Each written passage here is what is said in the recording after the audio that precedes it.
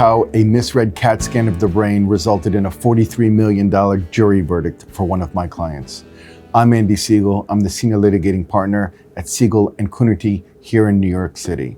I'm always asked, Andy, how did this jury give your client $43 million?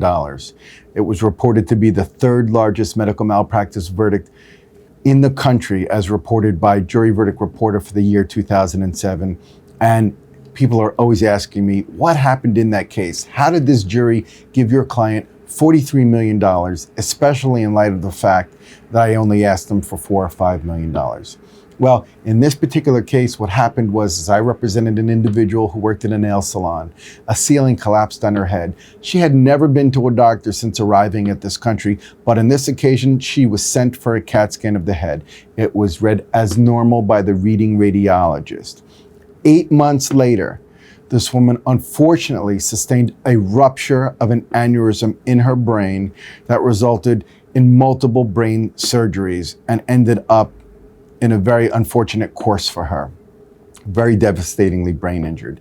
What I did was I went back to that CAT scan taken 8 months earlier, and I had it reviewed by a radiological expert. What it showed was an abnormality in a location known as the posterior communicating artery.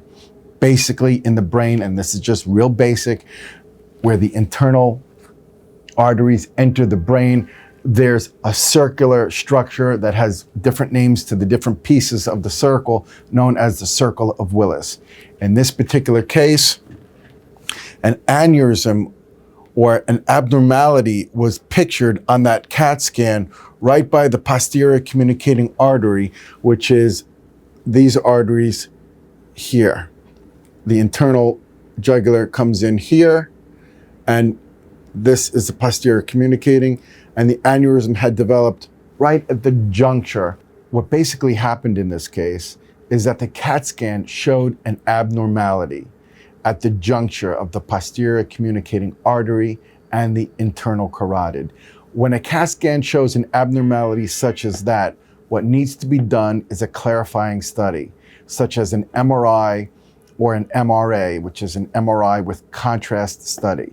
If that had been done, the aneurysm would have been revealed, and it could have been surgically treated or clipped prior to it rupturing. Why do you need to know this information?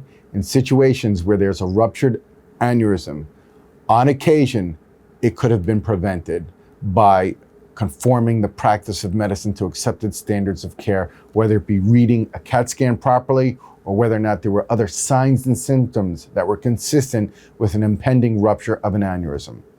I'm Andy Siegel. If you have any questions, call me, 212-532-0532. I'll answer your questions. Thank you.